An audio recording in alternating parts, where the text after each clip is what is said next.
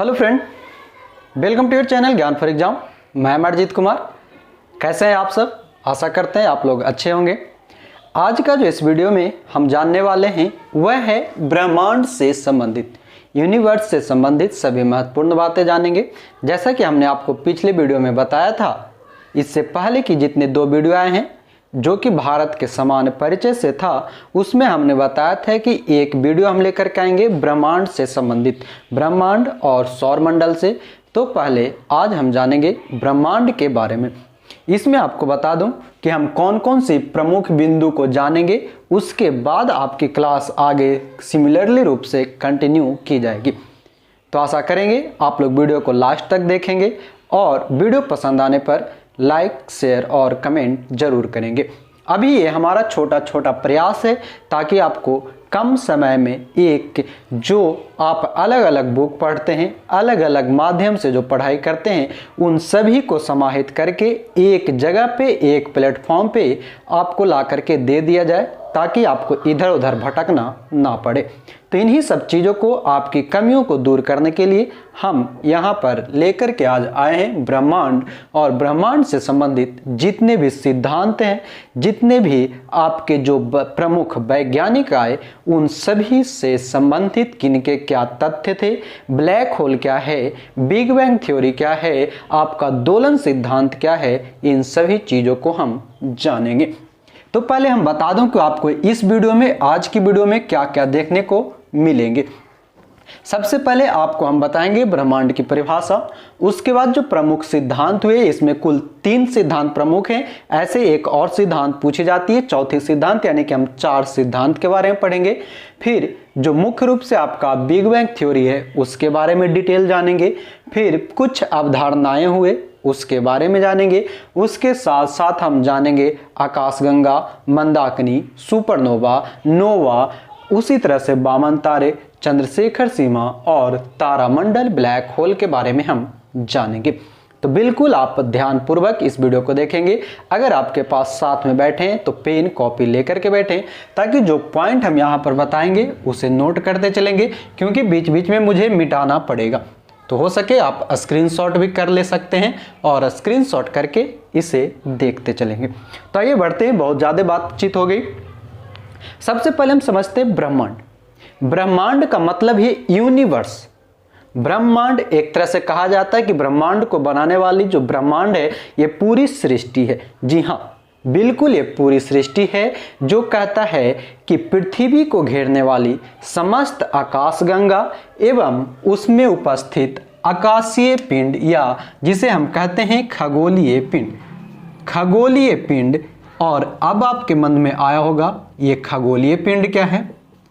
तो खगोलीय पिंड के अंतर्गत आपके ग्रह, उपग्रह, जितने भी उल्का पिंड आते हैं, मंदाकिनी आते हैं, तारे आते हैं, उसके अंतर्गत चाहे आपका सूर्य हो, पृथ्वी हो, ये सभी आपके क्या आते हैं? खगोलीय पिंड के अंतर्गत आते हैं। तारा है आपका, ग्रह है, उपग्रह है, उल्का पिंड है, इन सभी चीज़ों को हम खगोलीय पिंड के नाम से जानते हैं। यानी कि ब्रह्मांड, पृथ्वी के साथ साथ पूरे खगोलीय पिंड को हम ब्रह्मांड के नाम से जानते हैं। और ये कहता है ब्रह्मांड जो है ये कोई सीमित नहीं है। ब्रह्मांड क्या है? सीमित नहीं है, ये हमेशा लगातार विस्तार भी हो रहा है। कहने का मतलब ये है, अगर हम आपको आगे जब आपको बताएंगे बिग बैंग थ्योरी के बारे में, तो बिग बैंग थ्योरी की जो परिकल्पना है उसमें यही कहा गया है कि एक छोटा सा कण है जो धीरे धीरे फैलते जाता है। इसे हम आगे जानेंगे।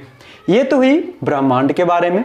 उसके साथ साथ अगर हम आपको बताएं कि इसकी उत्पत्ति कैसे होती है, ब्रह्मांड की उत्पत्ति किस कारण से, कौन कौन सी सिद्धांत आई, उसके ऊपर ये कैसे काम करता है।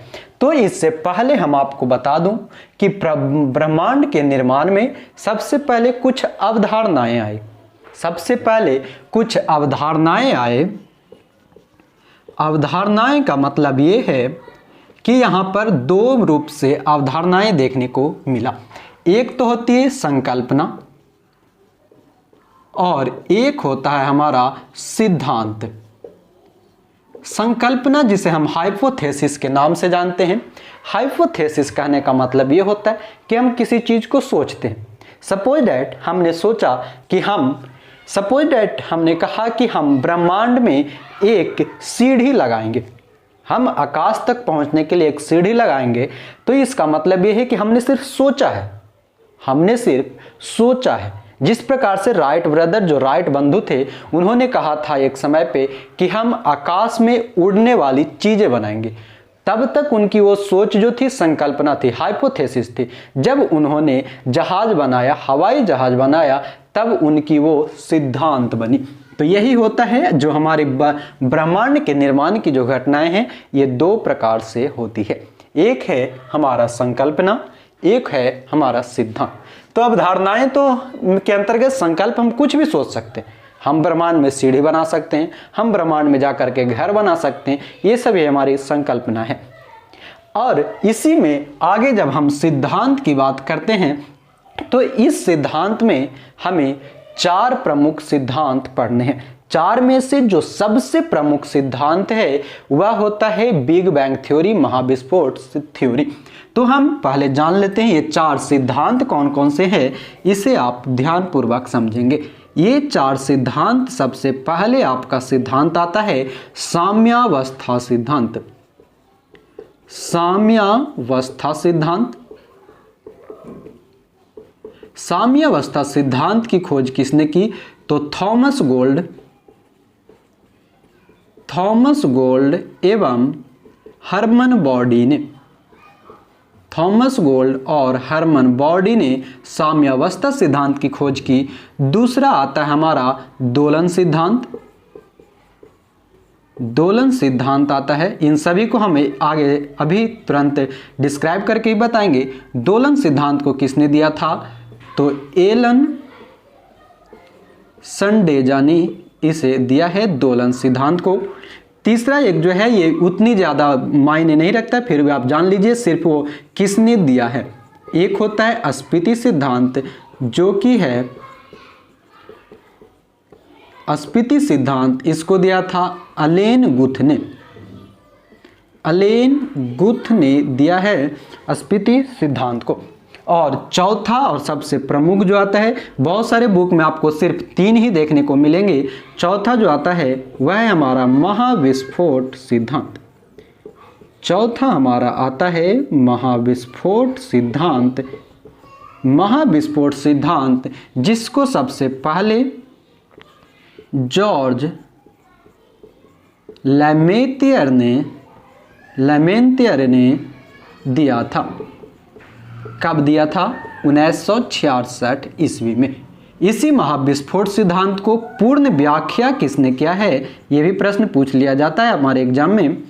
पूर्ण व्याख्या किसने दिया है? तो ये दिया है रॉबर्ट बगोनर ने। रॉबर्ट बगोनर ने इसे दिया था, पूर्ण व्याख्या किया था। तो ये आपके 4 सिद्धांत हुए। इन 4 सिद्धांत में अगर हम सबसे पहले बात करें साम्यावस्था सिद्धांत की, साम्यावस्था सिद्धांत जिसको कि दिया था थॉमस गोल्ड एवं हरमन बॉडी ने।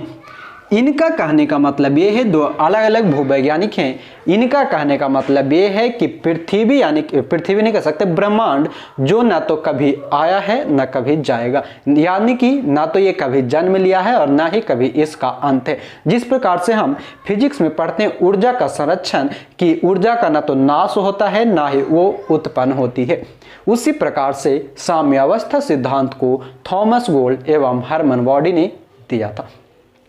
दूसरा सिद्धांत आता है जो कि ये आगे चल करके ये समाप्त हो जाती है। साम्यावस्था सिद्धांत उतना मायने नहीं रखता है, जब महाविस्फोट सिद्धांत आती है तब। उसके बाद आता है दोलन सिद्धांत। दोलन सिद्धांत आपने, अगर हम इसको एक एग्जांपल में बताऊं, दोलन सिद्धांत को पेंडुलम आपने देखा होगा। कोई यहाँ पर एक रहता है, यहाँ पर रस्सी में बांधा हुआ कोई पदार्थ रहता है, वो एक समय के लिए अपनी उच्च गति पर जाती है, पुनः एक उच्च गति पर जाती है, और फिर ये प्रक्रिया हमेशा आते जाते रहती है। ये दोलन सिद्धांत जो है, दोलन सिद्धांत का मतलब भी वही है जिसे दिया किसने है?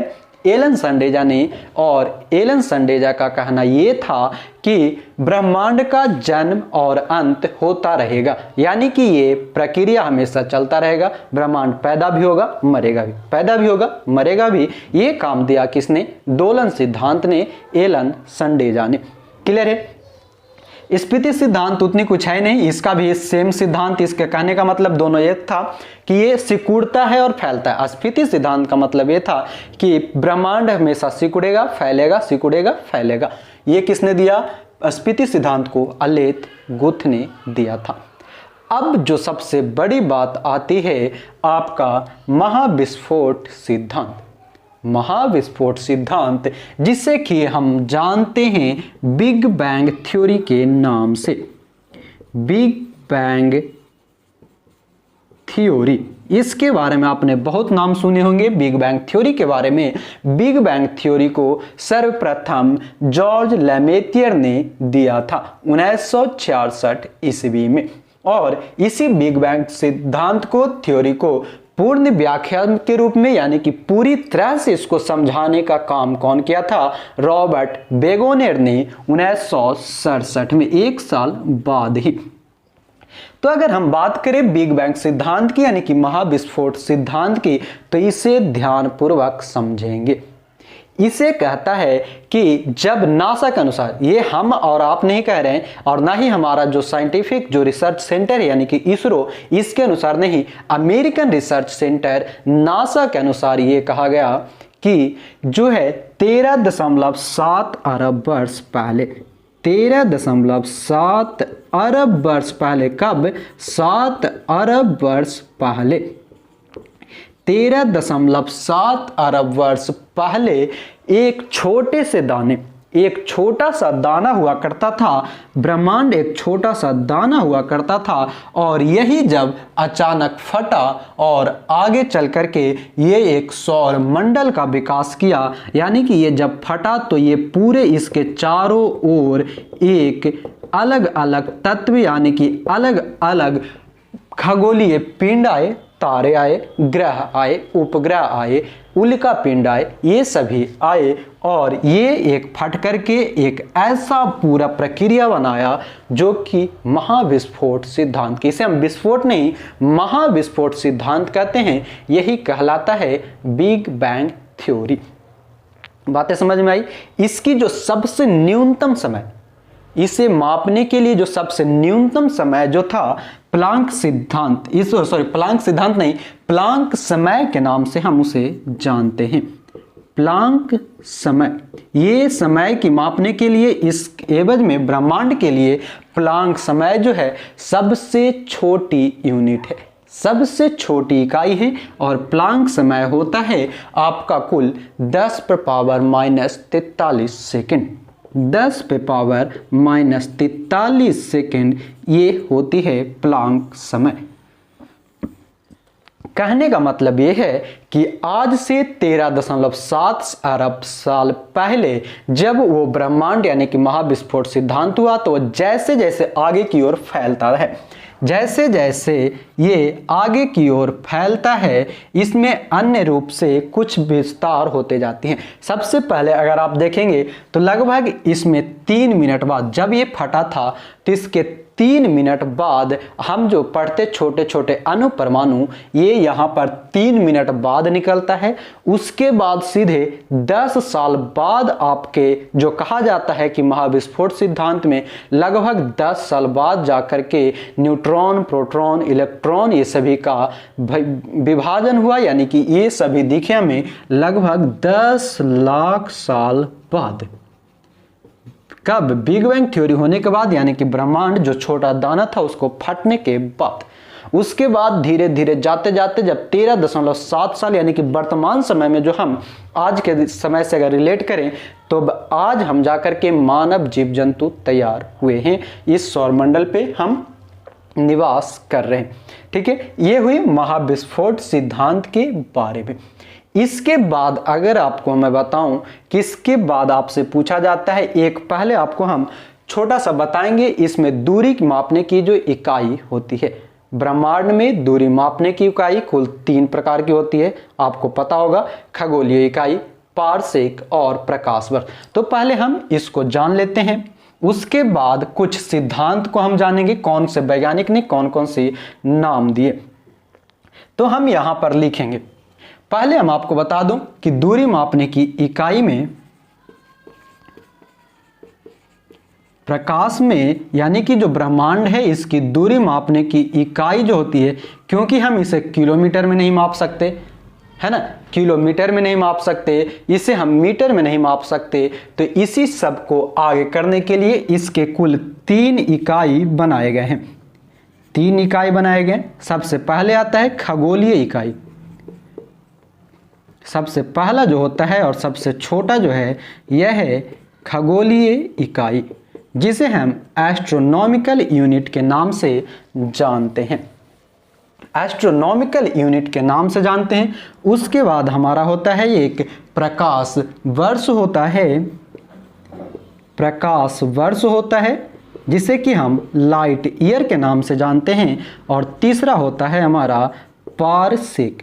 पारसेक जो होता है ये हमारा तीसरा यूनिट है। क्लियर है? यहां पर हम इसे मिटा रहे हैं बिग बैंग थ्योरी को। आप चाहें तो इसे स्क्रीनशॉट करते जाएंगे या नोट करते जाएंगे ताकि ये सही होता जाए। अब अगर हम बात करें खगोलीय इकाई की, खगोलीय इकाई किसे कहते हैं? तो पृथ्वी और सूर्य, पहले समझेंगे खगोलीय इकाई। पृथ्वी और सूर्य की औसत दूरी को हम खगोलीय इकाई यानी कि एस्ट्रोनॉमिकल यूनिट के नाम से जानते हैं। पृथ्वी और सूर्य के बीच की जो दूरी, क्योंकि ये हमेशा क्या होता है, थोड़ा घटते बढ़ते रहता है, क्योंकि पृथ्वी और सूर्य के बीच की जो गति होती है वो गोलाकार नहीं दीर्घवृत्ताकार होता है। ये सूर्य है तो पृथ्वी जो है ये इसका चक्कर जो लगाता है यह दीर्घवृत्ताकार रूप से लगाता है, ना कि गोलाकार रूप से। तो जब दीर्घवृत्ताकार रूप से पृथ्वी सूर्य का चक्कर लगाता है तो आप देख सकते हैं यहां पर इसकी दूरी सबसे ज्यादा है और यहां पर इसकी दूरी कम है। तो इस कारण से इसे हम कहते हैं इसकी औसत दूरी कितनी है, तो वह है 1.5 × 10⁸ किलोमीटर। 1.5 × 10⁸ किलोमीटर होता है एक खगोलीय इकाई। अगर यही आपसे पूछ ले मीटर में, तब आप क्या करेंगे, 1.5 × 10⁻11 मीटर कर देंगे। आपको पता होगा किलोमीटर में 1000 जो होता है मीटर, तो ये आगे चल करके इसमें 3 पावर ऊपर जुड़ जाते हैं। ये मैथमेटिकल आप सोच सकते हैं, है ना।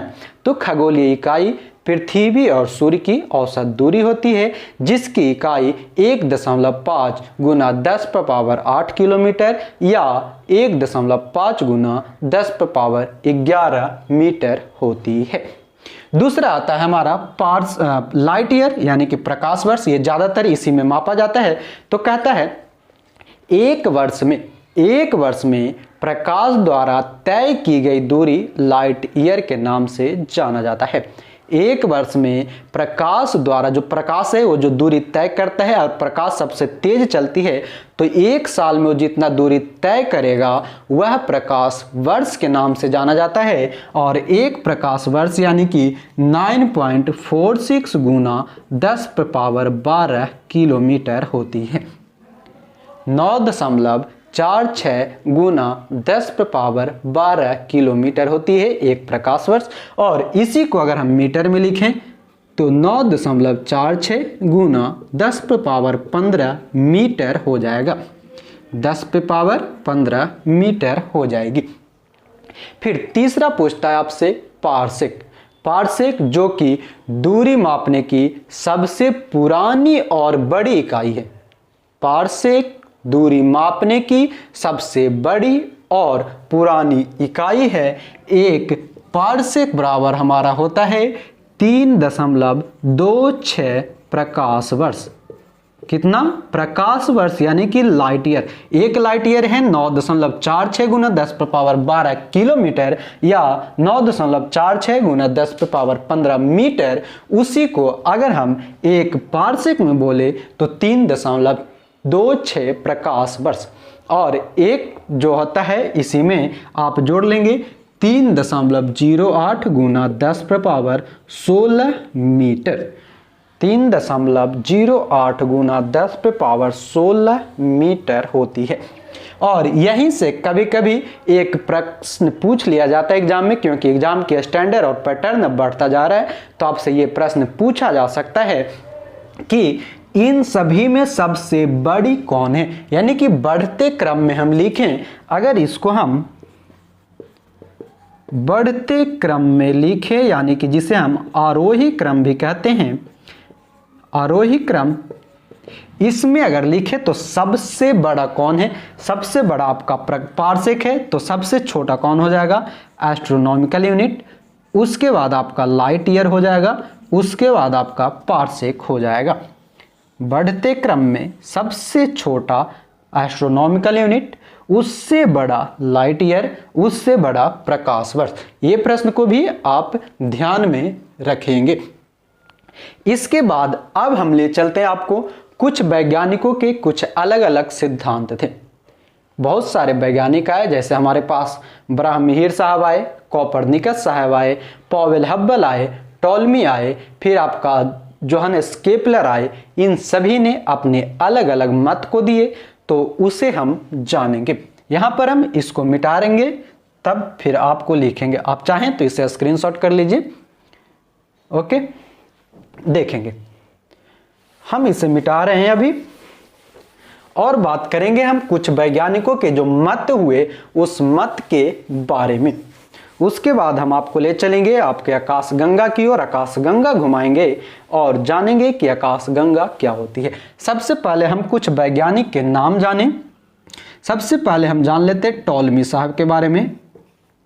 जो टॉलमी थे, जो टॉलमी कोई भी भूगोलवेत्ता थे जो कि यूनान के थे। ये भी प्रश्न पूछ लिया जाता है कि टॉलमी कहाँ के थे, तो ये यूनान के थे। और इन्होंने क्या दिया, तो कहता है पृथ्वी ब्रह्मांड का केंद्र है। टॉलमी साहब का कहने का मतलब ये था कि पृथ्वी जो है यही ब्रह्मांड का केंद्र है। ठीक है, उसके बाद और इन्होंने ही भूकेंद्रित अवधारणा भी दिया था, इसे भी नोट कर लेंगे। भूकेंद्रित अवधारणा पेश किया है टॉलमी ने। फिर आते हैं हमारे एक भारतीय जो भूगोलवेत्ता थे, बराहमिहिर।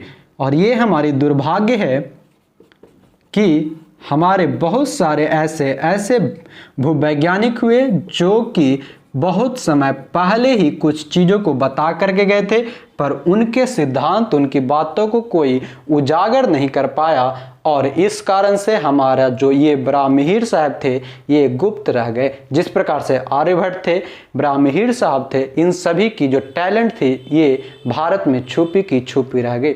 आज भी हमारे भारत की दुर्भाग्य यही है कि हमारे भारत में टैलेंट की कमी नहीं है, फिर भी हमारे यहाँ जो भी कुछ विकास होता है, जो कुछ भी लेना पड़ता है, उसके लिए हमें अमेरिका, चीन और दूसरे देशों की मदद लेनी पड़ती है, क्योंकि इंडिया में टैलेंट की कोई कदर नहीं होती है, और जहाँ कदर होती है वहाँ पर करने दिया नहीं जाता है। फिर भी जो बात है जो है, चलिए हम बात कर रहे थे बराहमिहिर साहब की, भारत की। तो बराहमिहिर साहब कहते हैं कि पृथ्वी जो है, पृथ्वी सूर्य की चक्कर लगाता है, पृथ्वी सूर्य की परिक्रमा करता है। पृथ्वी जो है सूर्य की परिक्रमा करेगा, ये कहा किसने कहा, बराहमिहिर साहब ने। इसी चीज को आगे आकर के तीसरा जो वैज्ञानिक आए, कोपरनिकस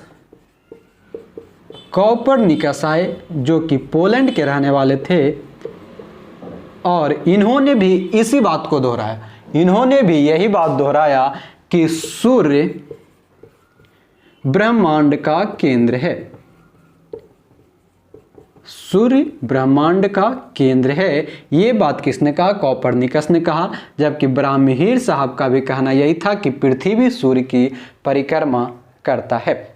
और इस कारण से हम कोपरनिकस को क्या कहते हैं, आधुनिक खगोल शास्त्र के जनक, आधुनिक खगोल शास्त्र के जनक के रूप में हम जानते हैं कोपरनिकस को।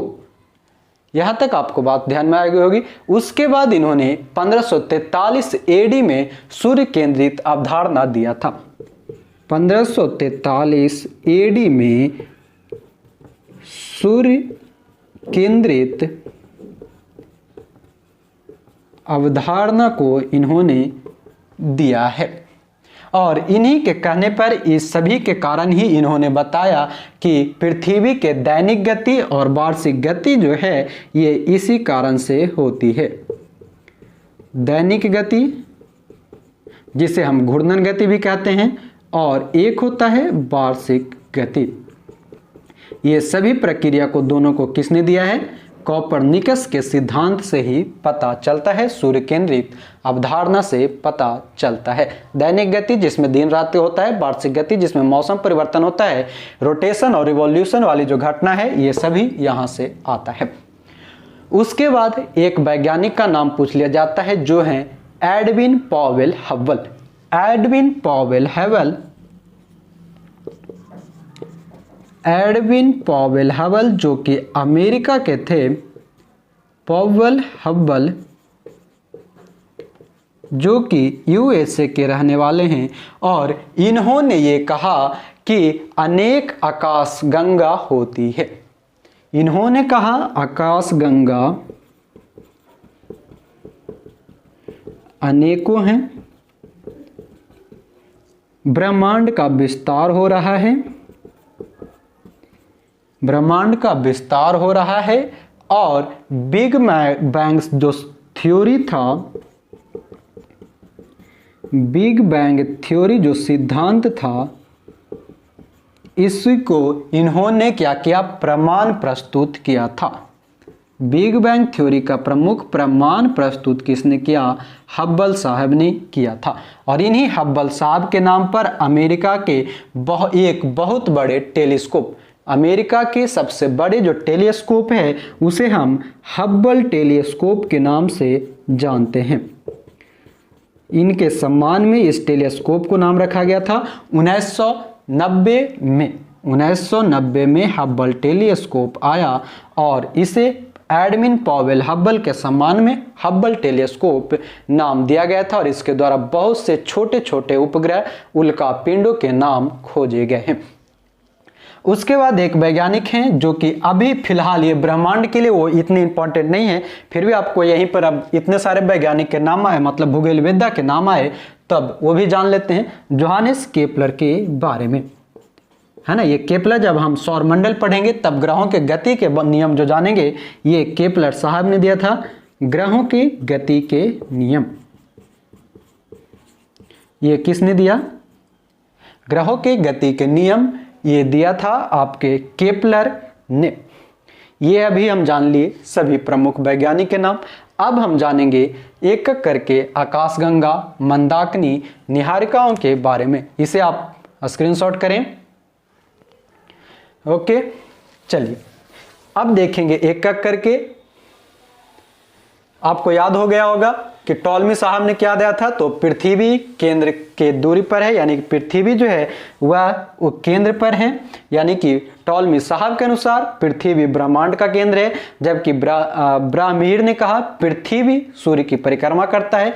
कोपरनिकस ने कहा कि सूर्य ब्रह्मांड का केंद्र है, जबकि एडविन पॉवेल हबल ने कहा कि ब्रह्मांड लगातार आगे बढ़ रहा, विस्तारित हो रहा, अनेक आकाशगंगा हैं और बिग बैंग सिद्धांत के प्रमाण को प्रस्तुत किया। जबकि जोहानेस केपलर ने कहा कि ग्रह के गति होते हैं, ग्रहों में गति होते हैं। और जोहानेस केपलर कहाँ थे? शायद यहाँ पर लिखना भूल गए थे, जर्मनी के वे रहने वाले थे। अब हम चलते हैं आकाशगंगा की ओर, यानी कि गैलेक्सी की ओर चलेंगे। आकाश गंगा गैलेक्सी के नाम से जिसे जाना जाता है। तो आकाशगंगा उसे कहते हैं तारों के समूह जो कि गैस और धूल से बना हो। तारों के समूह जिसमें धूल और कण हो, इसे हम आकाशगंगा के नाम से जानते हैं। और हमारी आकाशगंगा एक कौन है? जो मंदाकिनी जो आकाशगंगा है, मंदाकिनी जिसे हम मिल्की वे, जिसे हम दुग्ध मेखला आदि के नाम से जानते हैं। मंदाकिनी, मिल्की वे या दुग्ध मेखला जिस पर हम रहते हैं, हमारी पृथ्वी है, ये है मिल्की वे या दुग्ध मेखला। मिल्की वे का आकार भी पूछ लिया जाता है, तो मिल्की वे जो है यह सर्पिलाकार होता है। इसकी आकार कैसी है? सर्पिलाकार होता है, यानी कि ये सांप की जो जैसा होता है उस तरह से होता है। जबकि आपको बता दूं कि आकाशगंगा मुख्य रूप से 3 प्रकार के होते हैं। आकाशगंगा का जो आकार है यह मुख्य रूप से 3 प्रकार के होते हैं। एक होता है आपका सर्पिलाकार, दूसरा होता है आपका असीमित या अनियमित, और एक होता है दीर्घवृत्ताकार। दीर्घवृत्ताकार होता है। ये 3 प्रकार के आकाश गंगाओं के आकृति होते हैं, जिसमें जो हमारी आकृति है, हमारी जो दुग्ध मेखला है, हमारी जो मंदाकिनी है, मिल्की वे है, इसकी आकार सर्पिलाकार होती है। क्लियर है? उसके बाद एक प्रश्न आपसे पूछा जाता है कि हमारा मंदाकिनी के बाद सबसे निकटतम जो आकाशगंगा है वह है देवयानी। देवयानी, जिसे हम एंड्रोमेडा के नाम से भी जानते हैं। सबसे निकटतम आकाशगंगा हमारे मंदाकिनी के बाद जो है वह है देवयानी, यानी कि एंड्रोमेडा। इसी में एक और प्रश्न पूछा जाता है, कभी कभी ये बहुत कम ही पूछा गया है, नवीनतम आकाशगंगा, नवीनतम मंदाकिनी या आकाशगंगा, नवीनतम मंदाकिनी जो है यह कौन सा है? तो इसे हम ड्वार्फ मंदाकिनी के नाम से जानते हैं। ड्वार्फ मंदाकिनी के नाम से जानते हैं। नवीनतम वाला को हम DWARF के नाम से, ड्वार्फ मंदाकिनी के नाम से जानते हैं। यह हुआ मंदाकिनी। इसी में आपको जानने के लिए मिलेगा निहारिका। निहारिका, जिसे हम नेबुला के नाम से जानते हैं। तो आकाशगंगा में जितने भी, ये आकाशगंगा में क्या होता है? स्थित होता है, और जितने तारे जो होते हैं, तारों का निर्माण इसी नेबुला में होता है। नेबुला यानी कि निहारिका में तारों का निर्माण होता है, और इसी तारों से ये जो रहता है हमेशा धूल और कण से भरा हुआ रहता है।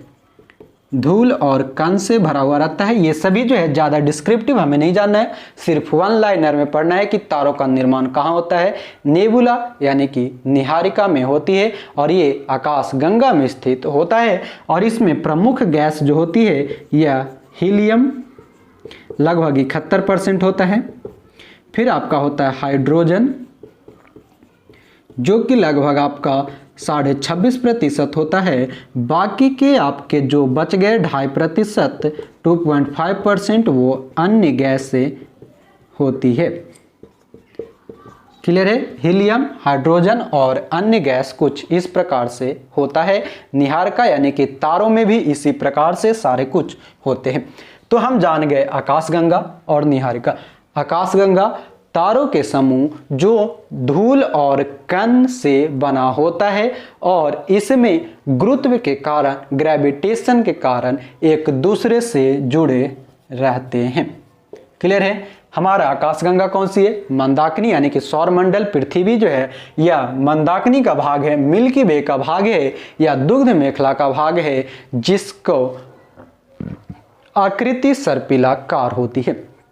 फिर हमने जाना कि सबसे निकटतम आकाशगंगा देवयानी या एंड्रोमेडा, सबसे नवीनतम यानी कि नया आकाशगंगा, नया मंदाकिनी, ड्वार्फ मंदाकिनी कहते हैं। हमारा मकसद ये नहीं है कि आपको कितना समय में हम पढ़ाएं, हमारा मकसद ये है कि एक जगह पर आपको समेट करके वो सभी पॉइंट दे दिया जाए, ताकि फिर आपको दोबारा कहीं भटकने की जरूरत नहीं है। इतना पढ़ने के बाद आप कोई भी बुक उठा लो, कितने भी बड़े बुक उठा लो, अगर एक भी पॉइंट आपसे छूटता है तो आप जरूर हमें कमेंट करके बताएंगे कि हाँ ऐसा कुछ छूटा है। क्लियर है? अब देखेंगे हमने निहारिका देखा, आकाशगंगा देखा, अब हम देखेंगे आपके तारा के बारे में। अब हम जानेंगे तारा के बारे में, यानी कि स्टार्स के बारे में, जो कि हमारे आकाश गंगा की सबसे बड़ी जो होती है, सबसे बड़ी भाग होती है तारा। तारा जिसे हम स्टार्स के नाम से जानते हैं, और ये चमकती हुई गैस के भाग होते हैं। इसका रंग किससे निर्धारित होता है? यहां से 2-3 पॉइंट आपको हमेशा डायरेक्ट प्रश्न में पूछ लेता है, ठीक है। तारों का रंग ही इसका तापमान निर्भर करता है, रंग से इसका तापमान निर्भर करता है, इसका तापमान पर रंग निर्भर करता है। और इसका आयु का सूचक, आयु सूचक होता है, यानी कि एज बताने का काम कौन करता है? तापमान, रंग करता है। उसके साथ साथ कहा जाता है कि जो जितना चमकेगा, जो तारा जितना चमकेगा उसकी आयु उतनी कम होगी। जितना चमकता है आयु उतनी कम होगी, यानी कि जो जितना फड़फड़ाएगा वो उतना जल्दी जाएगा, है ना। यानी कि अगर आप समझ करके ना पढ़ करके उसे किसी अलग वे में, यानी कि इधर उधर भागने की काम करेंगे, ज़्यादा फड़फड़ाएंगे तो ये क्या होगी? जल्दी जाएंगे। ये कहावत होती है ना कि ज़्यादा फड़फड़ाओगे तो जल्दी जाओगे। वही वाली कहानी है कि अगर ये जितना चमकता है उसकी आयु उतनी ही कम होती जाती है। और इसमें क्या होता है? ये धीरे धीरे लाल होता जाता है, लाल होता जाता है। और यहीं पर एक आपको देखने को मिलेगा लाल दानव, लाल दानव देखने को मिलता है, जिसे हम रेड जायंट के नाम से भी जानते हैं, GAINTS, रेड जायंट्स, लाल दानव के नाम से जानते हैं। और कहता है कि जब तारा मृत्यु के करीब होता है तो वो पूरी की पूरी लाल हो जाती है, यानी कि चमकने लगता है, तब वो मृत्यु के करीब होता है। ये होता है लाल दानव, रेड जायंट्स। क्लियर है? और लाल दानव में क्या होता है कि इसमें हाइड्रोजन की मात्रा भी धीरे धीरे कम होता जाता है। लाल दानव क्लियर है? तारा आपका क्लियर है? तारा में कौन कौन सी गैस होती है? और एक बात और ध्यान रखेंगे कि जीवन अवधि इसके आकार पर निर्भर करता है। इसके जो जीवन का समय होता है, अवधि होता है, इसके आकार पर निर्भर करेगा। आकार कहने का मतलब ये है कि ये सपोजेट एक बैलून है, बैलून को आप जितना फूंकते जाते हवा भरते जाते हैं, वो एक समय आने के बाद वो क्या होती है? बम, फटती है ना। तो वही होता है। तारा जो है एक छोटा सा भाग है, जैसे जैसे ये बड़ा होता जाता है, एक समय ऐसा आएगा कि वो फटेगा और उसकी जीवन अवधि उसके आकार पर निर्भर होगा, यानी जितना बड़ा उसकी जीवन अवधि उतनी कम होती है। गैस में कौन कौन सी इसमें है? हमने बताया था पीछे कि हाइड्रोजन 71%, हीलियम 26.5%, बाकी अन्य गैस लगभग 2.5% होती है। क्लियर है? और एक बात और ध्यान रखेंगे कि जब तारा निर्माण होता है, यानी कि इसकी जब पहली अवस्था बनती है, जिस प्रकार से किसी भी जीव का पहली अवस्था यानी कि एम्ब्रियो बनता है, भ्रूण बनता है, उसी प्रकार तारा के निर्माण की पहली अवस्था को हम प्रोटो स्टार के नाम से जानते हैं। इसकी पहली अवस्था प्रोटो स्टार के नाम से जाना जाता है। ये आपका तारा कंप्लीट हुआ। हमने लाल दानव बता दिया। उसके बाद एक आता है वामन तारा। ये लाल दानव हो गया। आता है वामन तारा, जिसे हम ड्वार्फ स्टार्स के नाम से जानते हैं। तो ये वामन तारा क्या कहता है कि जिन तारों का प्रकाश सूर्य के प्रकाश से अधिक हो, सूर्य के प्रकाश से अधिक हो जाए, तब वह क्या होता है? ड्वार्फ तारा, यानी कि माफ करेंगे, सूर्य के प्रकाश से अधिक नहीं, कम होता हो, सूर्य के प्रकाश से कम हो जाता है तो वो वामन तारा, ड्वार्फ स्टार्स के नाम से जाना जाता है।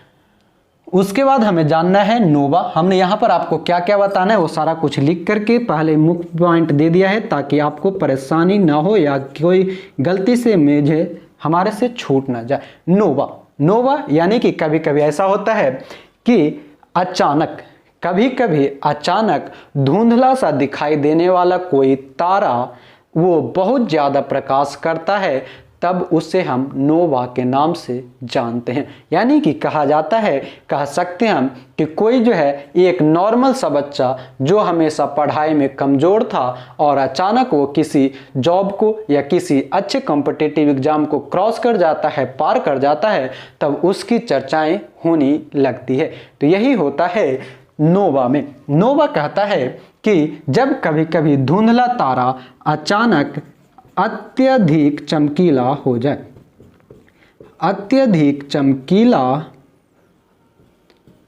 हो जाए, तब उसमें अचानक क्या होता है, अचानक ज़्यादा चमक दिखाई देता है और फिर अचानक वो मंद भी पड़ जाता है।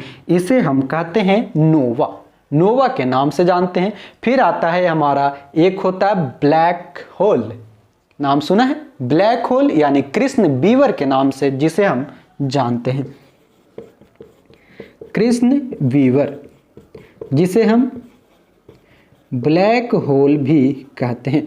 ब्लैक होल, ये थोड़ा सा आपको समझना पड़ेगा कि जब किसी तारों का भार सूर्य के भार से 3 गुना अधिक हो जाता है, जिससे उसका अंत होता है और उसे हम कहते हैं ब्लैक होल।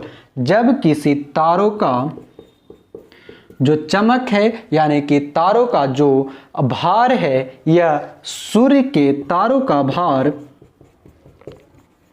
सूर्य के भार का लगभग 3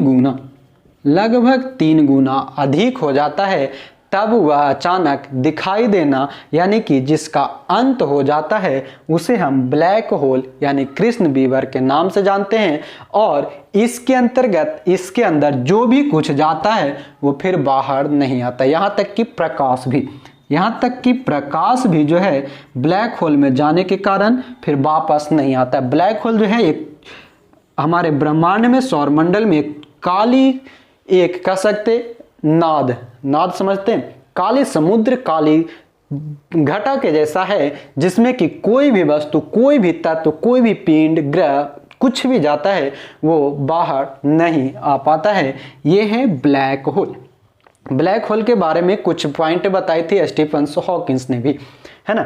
उसके बाद आपको जानना है एक चंद्रशेखर सीमा। चंद्रशेखर सीमा, इसको हम कहाँ पर लिख दें, आपका यहाँ पर लिखते हैं, यहाँ दिखाई दे रहा होगा चंद्रशेखर सीमा। ये चंद्रशेखर कौन है? भारतीय वैज्ञानिक हैं, सुब्रमण्यम चंद्रशेखर, जिन्हें हम एस चंद्रशेखर के नाम से जानते हैं। इन्होंने ही चंद्रशेखर सीमा दिया था और इन्होंने बताया कि सौर द्रव्यमान की वह सीमा जहां तारे क्या होती है, सौर ब्रह्मांड की वह सीमा जहां तारे एक श्वेत और एक ब्लैक, श्वेत वामन और ब्लैक वामन, यानी कि व्हाइट डॉर्फ और ब्लैक डॉर्फ, यानी कि कृष्ण बीवर के रूप में बनता है, तब उसे हम चंद्रशेखर सीमा के नाम से जानते हैं। क्या? श्वेत और ब्लैक बनेगा, यानी कि कृष्ण बनेगा। किसके बीच की सीमा? तो सौर द्रव्यमान की वह सीमा। किसका? सौर द्रव्यमान की वह सीमा जिसमें सूर्य यानी कि जो तारे होते हैं वह श्वेत और कृष्ण यानी कि काले बन जाते हैं, इसे हम कहते हैं चंद्रशेखर सीमा। इस चंद्रशेखर की बात करें तो इन्होंने इस चंद्रशेखर सीमा को कब खोजा था? 1930 में। 1930 में चंद्रशेखर ने चंद्रशेखर सीमा की खोज की और आपको पता होगा कि 1930 में ही सीवी रमन साहब को फिजिक्स के क्षेत्र में नोबेल पुरस्कार भी दिया गया था। याद है? 1930 में सीवी रमन जी को भौतिकी के क्षेत्र में नोबेल पुरस्कार दिया था। उस समय हमारे भारतीय वैज्ञानिक एस चंद्रशेखर सुब्रमण्यम चंद्रशेखर ने 1930 ईस्वी में चंद्रशेखर सीमा का प्रतिपादन किया और इसी प्रतिपादन को बहुत समय लगा इसको प्रूफ करने में बहुत समय लगा और तब जाकर के जब ये प्रूफ हुई तो 1983 लगभग इनको 53 साल लग गया इसके प्रूफ होते होते कि चंद्रशेखर सीमा जो है कोई भी एक सीमा है। ठीक है, तब जाकर के 1930 में चंद्रशेखर साहब को नोबेल पुरस्कार दिया जाता है। नोबेल पुरस्कार दिया जाता है चंद्रशेखर साहब को 1983 में। और ये एक और प्रश्न पूछ लिया जाता है कभी कभी, ठीक है, कभी कभी ये प्रश्न पूछ लिया जाता है कि चंद्रशेखर को कब किसके साथ नोबेल पुरस्कार दिया गया था। तो ये थे फॉलर नामक वैज्ञानिक जो कि अमेरिका के थे, उनके साथ इन्हें दिया गया था। फॉलर के साथ एस चंद्रशेखर को 1983 में नोबेल पुरस्कार दिया गया फिजिक्स के क्षेत्र में। क्लियर है। उसके बाद हमारा एक आगे हम जानेंगे तारामंडल। तारामंडल जिसे हम कॉन्स्टेलेशन कहते हैं। तो तारामंडल सिंपल सी है कि तारों के समूह को हम तारामंडल कहते हैं। तारामंडल तारों का समूह, जिस प्रकार से हमारा आकाश था आकाशगंगा, उसी प्रकार से तारों के समूह को हम कहते हैं तारामंडल, है ना। और जिसका विशेष आकृति होता है, यानी कि एक उसकी आकृति होती है, जैसे आपने सुना होगा सप्तऋषि। सप्तऋषि जो है एक तारामंडल है। सप्तऋषि जो कि 7 तारों का समूह है, सप्तऋषि तारामंडल, है ना। और इसे हम एक और नाम से जानते हैं ग्रेट बीवर। ग्रेट बियर के नाम से जानते हैं सप्तऋषि को। ग्रेट बियर के नाम से सप्तऋषि को जानते हैं, जो कि हमारा तारामंडल है। और जो इंटरनेशनल एस्ट्रोनॉमिकल यूनिट है, इंटरनेशनल एस्ट्रोनॉमिकल यूनिट AU के अनुसार वर्तमान में 88 तारामंडल स्थित है। वर्तमान में कितने तारामंडल है? 88 तारामंडल है। जबकि आप कहीं कहीं पर पढ़ेंगे, नेट पर या बुक में कहीं कहीं पर देखेंगे तो आपको 89 भी दिखाई देगा, 89 भी दिखाई देगा।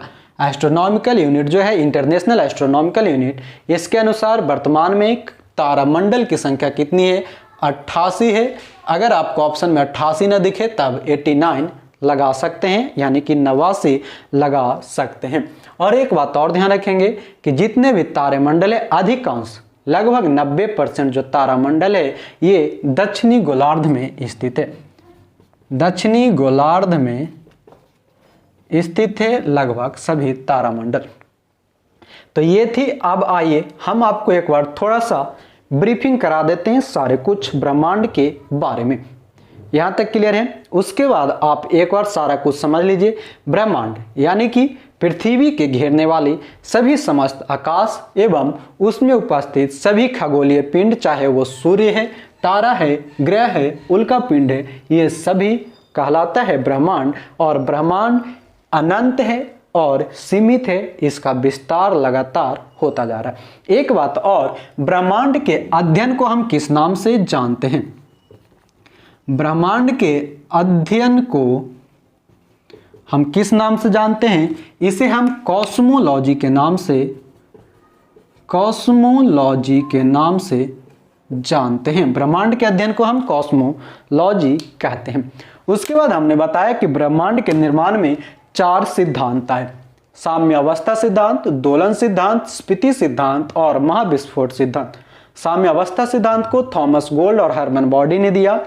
दोलन सिद्धांत को एलन संडेजा ने दिया। स्फीति सिद्धांत को अलेन गुथ ने दिया, जबकि बिग बैंग थ्योरी को लमेतियर ने दिया और उसे पूर्ण व्याख्या दिया रॉबर्ट बगोनेर ने।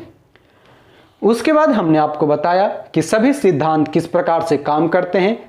कुछ प्रमुख वैज्ञानिकों के नाम बताया, जिसमें आया आपका टॉलमी साहब जो कि यूनान के थे। इन्होंने कहा कि पृथ्वी ब्रह्मांड का केंद्र है। हमारे भारतीय ब्राह्मण आए, उन्होंने कहा कि पृथ्वी सूर्य की परिक्रमा करती है। कोपरनिकस साहब आए जो कि पोलैंड के थे, इन्होंने कहा सूर्य ब्रह्मांड के केंद्र में घूमती है। फिर आए हमारे हब्बल साहब जो कि अमेरिका के थे, इन्होंने कहा कि ब्रह्मांड लगातार आगे बढ़ रहा और विस्तार होती जा रही है। इन्होंने कहा, हब्बल साहब ने क्या, आकाश गंगा अनेक होते हैं। बिग बैंग थ्योरी को प्रमुख रूप से प्रमाणित किसने किया? हब्बल साहब ने किया था। एक वैज्ञानिक का नाम हमने जाना था, ग्रहों के गति को नियम देने वाले जर्मनी के वैज्ञानिक जोहानेस केपलर ने। यहाँ तक क्लियर है। उसके बाद हमने आपको बताया आकाशगंगा यानी कि गैलेक्सी, और आकाशगंगा के बारे में हमने बताया कि तारों का ऐसा समूह जिसमें गैस और धूल कण से बना होता है जो कि गुरुत्व के कारण एक दूसरे से जुड़ा होता है। आकाशगंगा 3 प्रकार के होते हैं, सर्पिलाकार, दीर्घवृत्ताकार और अव्यव स्थित यानी कि असीमित स्थिति में। फिर हमने बताया कि हमारी जो आकाशगंगा है उसमें मंदाकिनी, हमारी आकाशगंगा को हम मंदाकिनी या दुग्ध मेखला या मिल्की वे के नाम से जानते हैं, जिसकी आकृति सर्पिलाकार होती है। उसके बाद हमने बताया कि मंदाकिनी को देखा किसने था, शायद ये आपको मंदाकिनी जो है उसे देखा किसने है, मंदाकिनी को गैलीलियो ने देखा था, गैलीलियो ने देखा था मंदाकिनी को। फिर हमने बताया कि हमारी आकाशगंगा के जो सबसे निकटतम जो आकाशगंगा है जिसे हम देवयानी या एंड्रोमेडा के नाम से जानते हैं। उसके बाद बताया हमने कि सबसे नवीनतम आकाशगंगा जिसे हम ड्वार्फ मंदाकिनी के नाम से जानते हैं। फिर हमने बताया आपको निहारिका जिसमें कहता है कि आकाशगंगा में स्थित धूल और गैस से बना जिसमें सभी तारों का निर्माण होता है, नेबुला या निहारिका के नाम से जाना जाता है, जिसके अंतर्गत हीलियम और हाइड्रोजन गैस पाए जाते हैं। हाइड्रोजन गैस कितना 71%, हीलियम गैस 26.5% और अन्य सभी गैस 2 से 2.5%। फिर हमने बताया तारा के बारे में हमने बताया कि इसका जो रंग है चमकती हुई गैस का भाग ही तारों के रंग को बताता है और तारे का रंग उसके तापमान पर निर्भर करता है और उसकी आयु का सूचक होता है, उसकी आयु का सूचक होता है। और जो तारा जितना ज़्यादा चमकता है उसकी आयु उतना कम होती है, और यही जब सबसे ज़्यादा चमकना शुरू कर देता है यानी कि जो तारा मृत्यु के करीब होता है उसे हम रेड जायंट या लाल दानव के नाम से जानते हैं, जिसमें हाइड्रोजन कम होता जाता है और वह लाल हो जाता है। तारा में कौन कितने परसेंट होते हैं, तो हाइड्रोजन 71%, हीलियम 26.5% और अन्य गैस 2.5% होते हैं। और तारों का विकास का पहली अवस्था क्या कहलाता है, प्रोटोस्टार के नाम से जाना जाता है। फिर हमने बताया वामन तारा, जो कि जिसका प्रकाश सूर्य के प्रकाश से कम हो जाता है उसे हम वामन तारा कहते हैं। वावन यानी कि छोटा कह सकते हैं इसको। फिर आता है नोवा जो कि अत्यधिक चमकीला हो जाता है और फिर वो अचानक मंद हो जाता है, अचानक वो चमकीला होता है और फिर वो मंद हो जाता है, उसे हम नोवा के नाम से जानते हैं।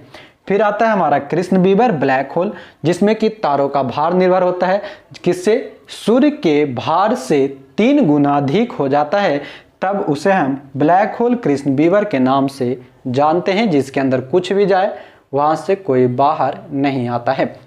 फिर हमने बताया आपको चंद्रशेखर सीमा के बारे में, जो कि भारतीय वैज्ञानिक थे। इन्होंने 1930 ईस्वी में आपके चंद्रशेखर सीमा को बताया, जो कि सूर्य के जो भार होता है उसके भार से 3 गुना, माफ करेंगे, चंद्रशेखर सीमा यानी कि सौर द्रव्यमान की वह सीमा जिसमें श्वेत और कृष्ण वामन बनते हैं, उसे हम चंद्रशेखर सीमा के नाम से जानते हैं।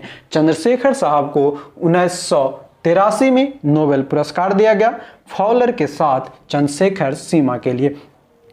फिर आखिरी में हमने बताया कि तारामंडल, तारों के समूह को हम तारामंडल कहते हैं, कॉन्सोलेशन कहते हैं, और जिसकी एक विशेष आकृति होती है जैसे सप्तऋषि आप लोगों ने देखा होगा।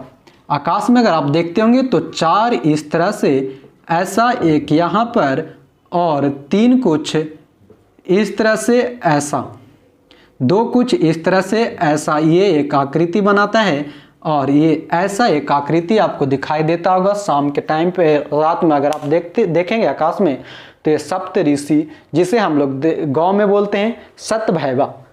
और एक कहावत प्रचलित है कि कहता है, लोग बताते हैं घर पे, दादी दादा ये सब बताते हैं कि जो 4 भाई है वे अपने माँ बाप को कंधे पर लेकर के जा रहा है, आगे एक बेटा जो है उसे लेकर के जा रहा है, आग जो पकड़ के ले जाते हैं वो आग लेके जा रहा है, बाकी पीछे 2 बेटा जो है वो साथ साथ चल रहा है। तो इसे हम लोग कहते हैं सतभैवा, जिसे हम जानते हैं सप्तऋषि के नाम से, जिसे हम ग्रेट बियर भी कहते हैं। और ज़्यादा तारे कहाँ पर हैं? दक्षिणी गोलार्ध में स्थित हैं। उसके बाद जो हमारा इंटरनेशनल एस्ट्रोनॉमिकल यूनिट है उसने बताया कि तारामंडल की संख्या कुल 88 है। कहीं कहीं पर आपको 89 भी देखने को मिलेगा। तो ये था आपके ब्रह्मांड से संबंधित सारे प्रश्न। अब अगर यहाँ से एक भी प्रश्न आपसे छूटता है तब हम ये मानेंगे कि आपने इस वीडियो को सही से समझा नहीं। एक बार, दो बार, तीन बार, जब तक आपको समझ में नहीं आए तब तक इसे आप देखिए। और हमें ये अब उम्मीद नहीं है कि इतना समझाने के बाद आपको समझ में नहीं आया होगा। पूरा विश्वास है कि अब आपको समझ में आ गया होगा। एक बार आप और रिवाइज कर लेंगे, ये पूरी की पूरी खोपड़ी में सेट है ना। तो यहाँ तक आप क्लियर करेंगे। आगे आपको कौन सी क्लास चाहिए, इसके आगे सौरमंडल है वो आपको पढ़ना है, जानना है, तो आप एक बार कमेंट करके ज़रूर बता देंगे। और वीडियो पसंद आया है, हमारे मेहनत, हमारे समझाने का तरीका अगर पसंद आता है, आप वीडियो को अपने दोस्तों तक शेयर करें। हम आपको ये नहीं कहेंगे आप चैनल को सब्सक्राइब करें। चैनल सब्सक्राइब तब हो जाएगा जब आपको वीडियो पसंद आ जाएंगे, आप अपने दोस्तों के साथ शेयर कर देंगे, उन्हें पसंद आ जाएगी। हमारे अगले वीडियोस देखने के लिए वो खुद ब खुद चैनल सब्सक्राइब तो कर ही लेंगे, है ना। तो आप सिर्फ वीडियो उनके तक पहुंचा दीजिए कि हाँ कोई एक हैं आपके दोस्त जो कि कुछ पढ़ाए हैं, उनके पढ़ाने का तरीका अगर हमारी तरीका अगर पसंद आता है, आप अपने दोस्तों के साथ इसे शेयर ज़रूर करें। और वीडियो पसंद आने पर लाइक भी एक ज़रूर कर दें ताकि हमें समझ में आए कि हाँ आपको वीडियो पसंद आई है। और कमेंट करके अपना सजेशंस, विचार देते रहें। तो आज के लिए हम इतना ही रखेंगे। हमारे साथ जुड़ने के लिए जय हिंद, धन्यवाद।